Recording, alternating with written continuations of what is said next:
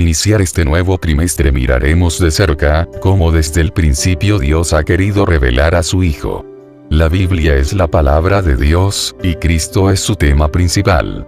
Dentro de esta temática haremos énfasis en tres ideas generales.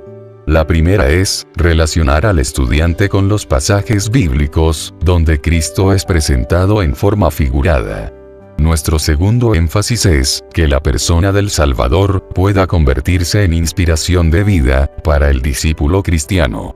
La tercera idea plasmada es que Cristo debe afectar la conducta del creyente.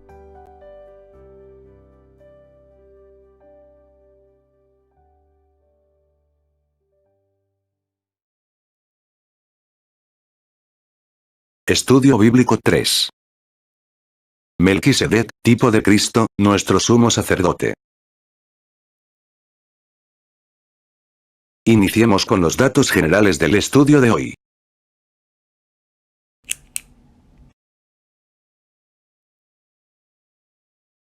Datos generales. Autor: desconocido. Fecha: probablemente Hebreos fue escrito entre los años 67 y 68 después de Cristo. Lugar: el lugar es desconocido, pero se sugieren Éfeso, Antioquía y Roma. Introducción.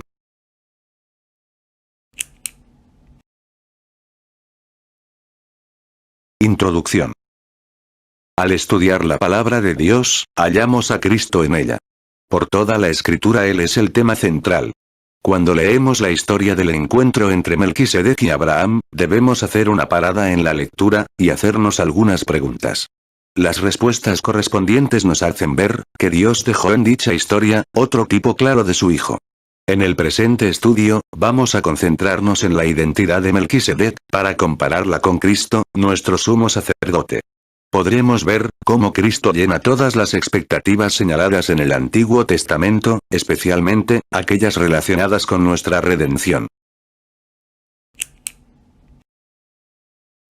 Diccionario. Es importante que nos familiaricemos con cierto vocabulario, para una mejor comprensión del material bajo estudio.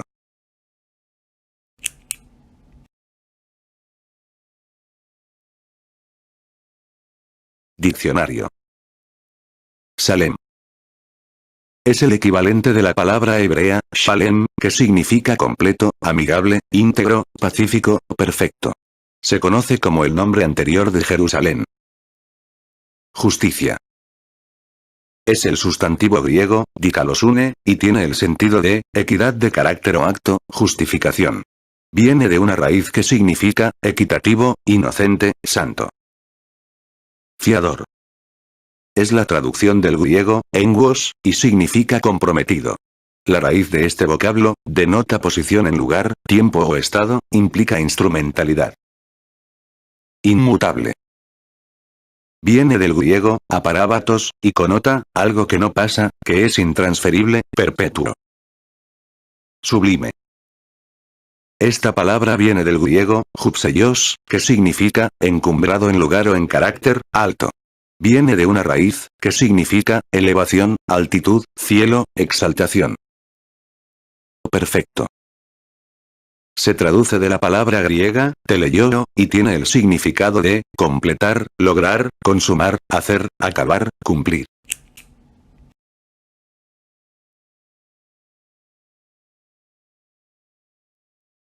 Pensamiento central.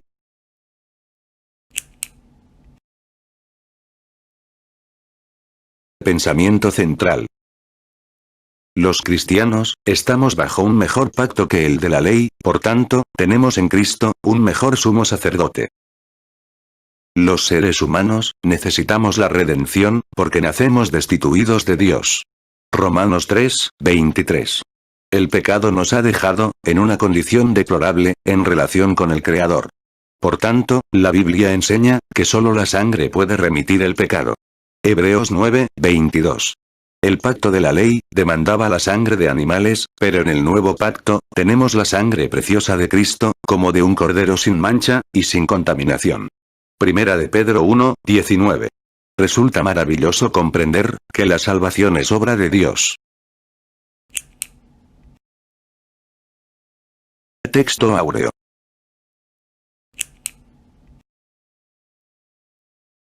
Texto áureo.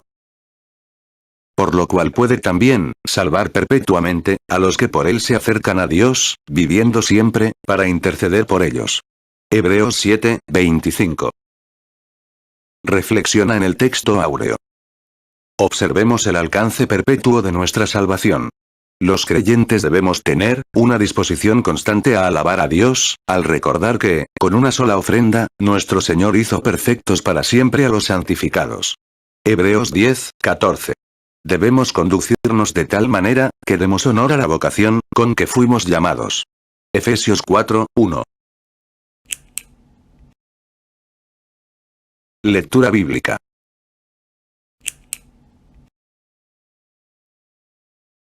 Nuestra lectura bíblica se encuentra en Hebreos 7, 1 al 4, y 22 al 28.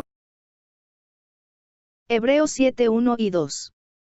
Porque este Melquisedec, rey de Salem, sacerdote del Dios Altísimo, que salió a recibir a Abraham que volvía de la derrota de los reyes, y le bendijo, a quien asimismo dio Abraham los diezmos de todo, cuyo nombre significa primeramente Rey de Justicia, y también Rey de Salem, esto es, Rey de Paz.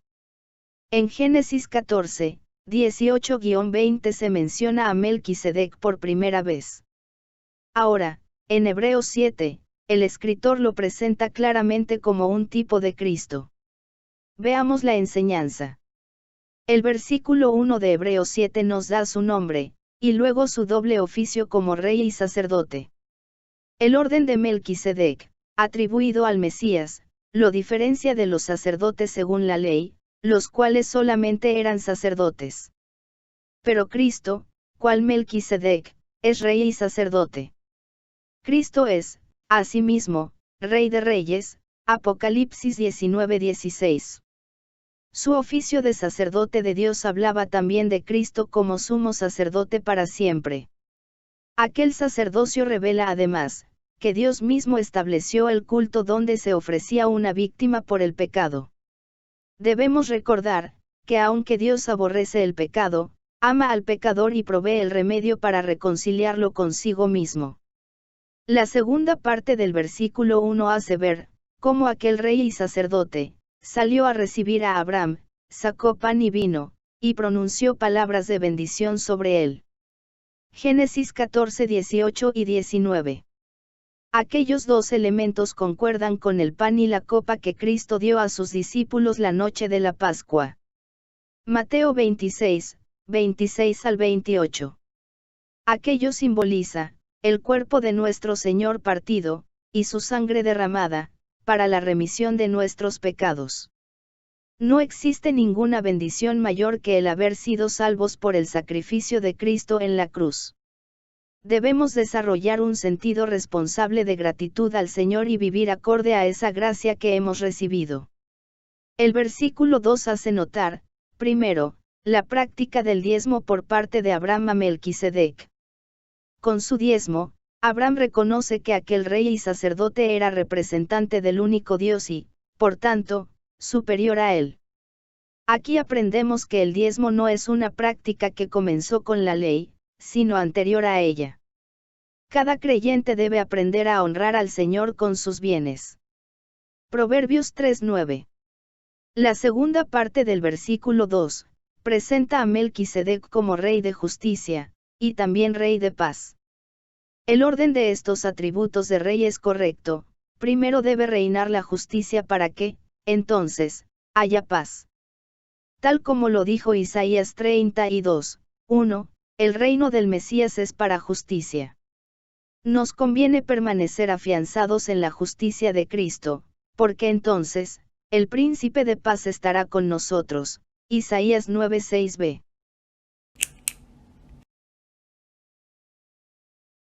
Preguntas.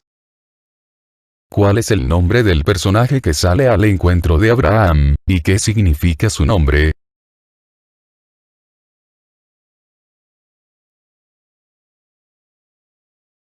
Hebreos 7:3. Sin padre, sin madre, sin genealogía, que ni tiene principio de días, ni fin de vida, sino hecho semejante al Hijo de Dios, permanece sacerdote para siempre. Hebreos 7:4. Considerad, pues, cuán grande era este, a quien aun Abraham el patriarca dio diezmos del botín. La falta de un principio y un fin en la persona de Melquisedec, trae enseñanzas que alumbran el camino de Cristo trazado en la palabra. Al estudiar el versículo 3, hallamos que la Biblia esconde el origen paternal y maternal de Melquisedec. Con ello aprendemos que el reino y sacerdocio de Melquisedec no correspondían a una dinastía humana. Igualmente el hecho de que la Escritura guardara silencio sobre su genealogía, da a entender que su reino y su sacerdocio no están limitados a una nación, tribu o lengua específicas. Más bien, apunta a un doble ministerio de carácter universal. La segunda parte del versículo 3, confirma que Melquisedec era un tipo de Cristo, pues es hecho semejante al Hijo del Hombre. El escritor de Hebreos nos enseña que aquel Melquisedec permanece sacerdote para siempre. Esto es un apunte directo a Cristo, quien vino a ser sacerdote para siempre. Hebreos 5:6 y 6:20. El versículo 4 nos manda a considerar la grandeza de Melquisedec. Por el contexto mismo del capítulo 7 sabemos que era aún superior a Abraham. Los dos actos, el bendecir al patriarca y el aceptar sus diezmos, sitúan a Melquisedec por encima de Abraham en rango. Pregunta: ¿en qué sentido Melquisedec es tipo de Cristo?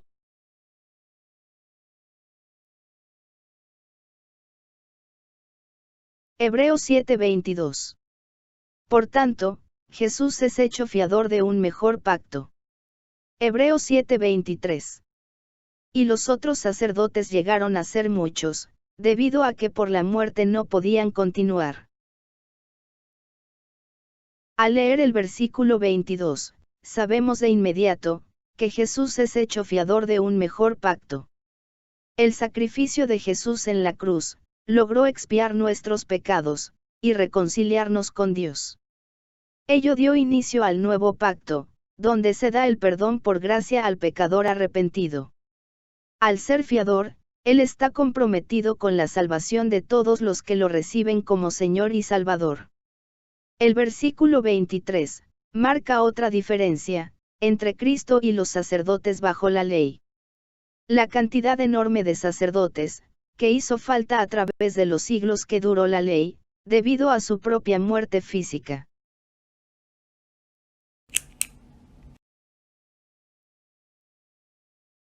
Pregunta: ¿qué actitud merece, por parte del creyente, el hecho de estar bajo un mejor pacto?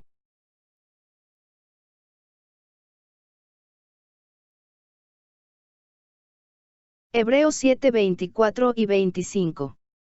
Mas por cuanto permanece para siempre, tiene un sacerdocio inmutable, por lo cual puede también salvar perpetuamente a los que por él se acercan a Dios, viviendo siempre para interceder por ellos.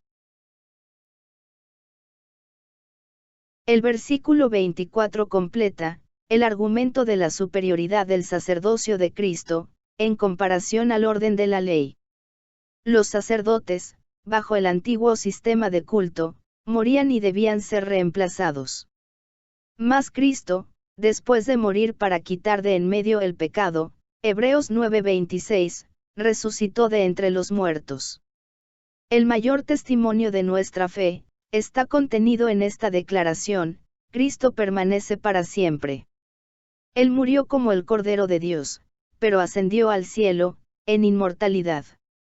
Por tanto, tiene un sacerdocio inmutable. La perfección de su sacrificio, el valor de su sangre, y el poder de su resurrección, son pilares de su oficio sacerdotal, a la diestra del Padre.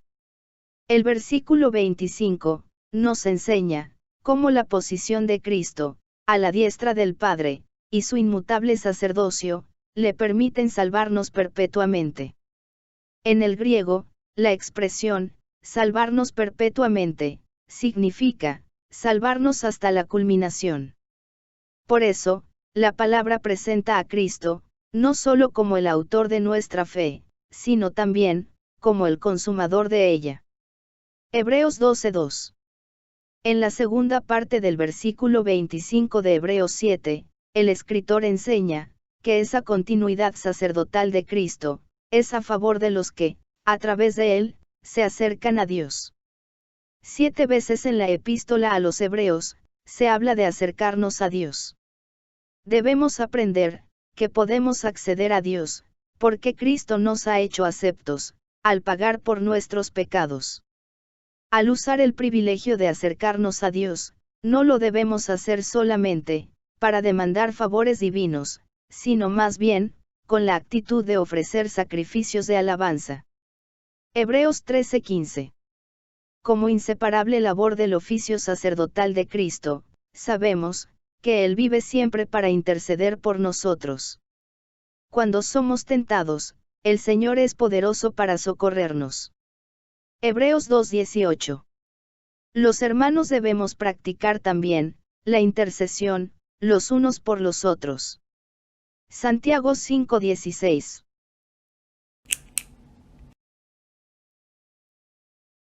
Pregunta: ¿cómo se relaciona la inmortalidad de Cristo con la seguridad de nuestra salvación?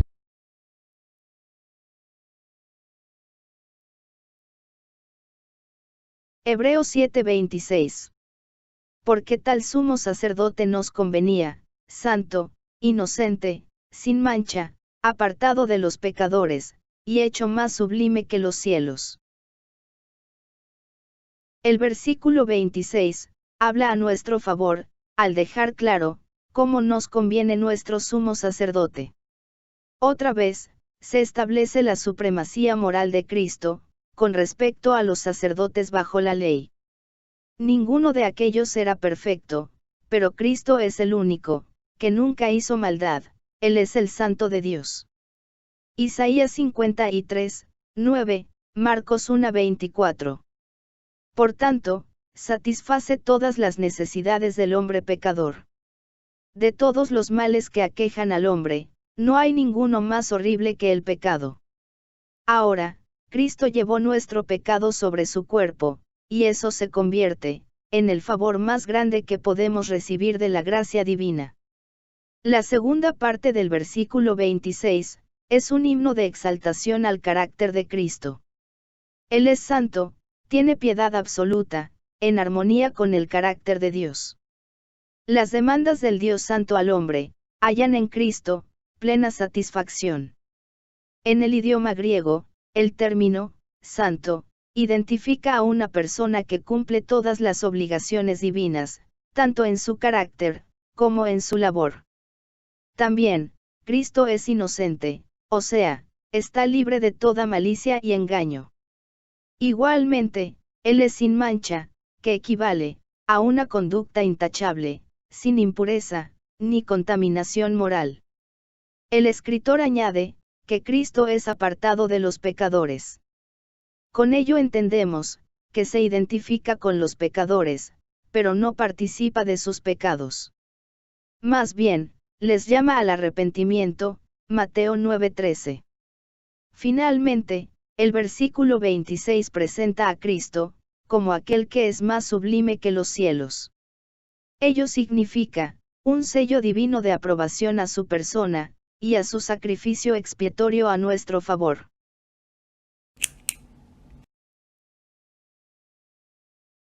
Pregunta: ¿de qué manera nos conviene la santidad de Cristo como nuestro sumo sacerdote?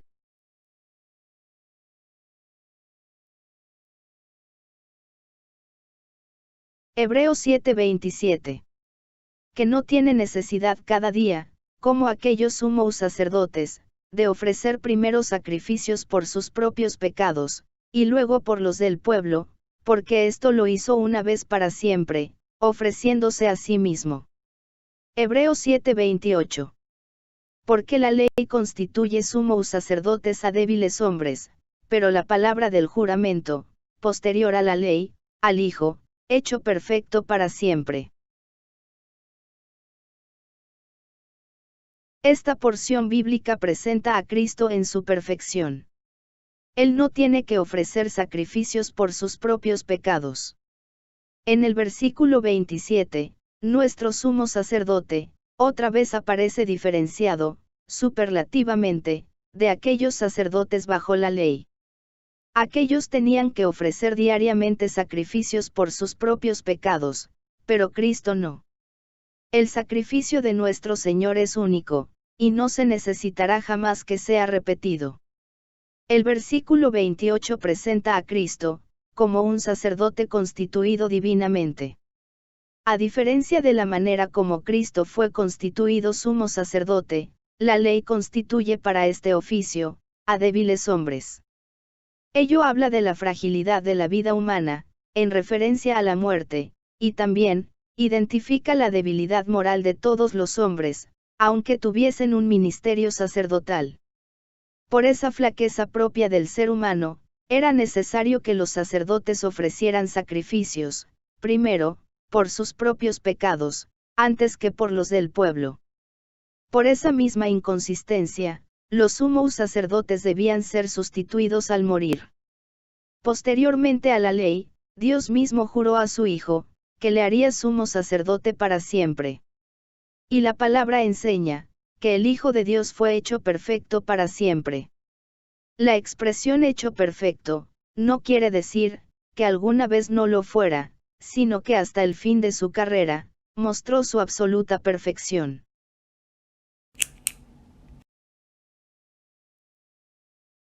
Pregunta.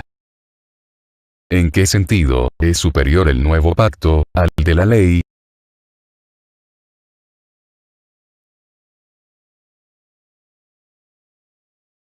Actividades educativas.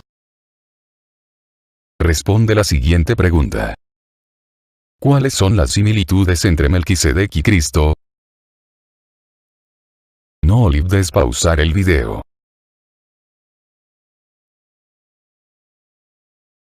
Responde a la siguiente pregunta. ¿De qué manera, ahora Jesús nos salva? Haz pausa al video para contestar.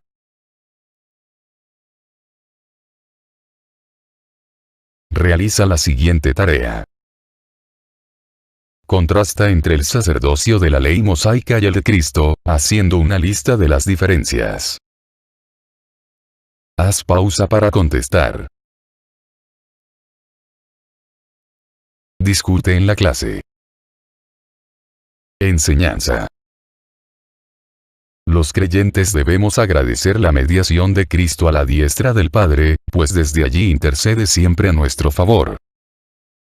Discute el valor de la intercesión de Cristo y por qué se hace necesaria si somos salvos. Haz pausa al video para contestar. Reflexionemos un instante. Escucha con atención cada pregunta y reflexiona en ella. ¿Es la conducta cristiana fruto de la intercesión de Cristo? Debata al respecto. ¿De qué manera nos salva Cristo según el texto áureo? ¿Qué enseñanza práctica obtienes de la lección de hoy? Haz pausa para contestar. Próxima semana. La salvación que hemos recibido de Cristo tiene el sentido de una sustitución. Nosotros merecíamos la muerte por nuestros pecados, pero Él ocupó nuestro lugar y cargó el castigo que nos correspondía. Por tanto, para la próxima semana, vamos a estudiar una lección titulada, El sacrificio de Isaac, tipo de Cristo, mi sustituto. Para avanzar en la comprensión, recomendamos estudiar Génesis 22, 1 al 14.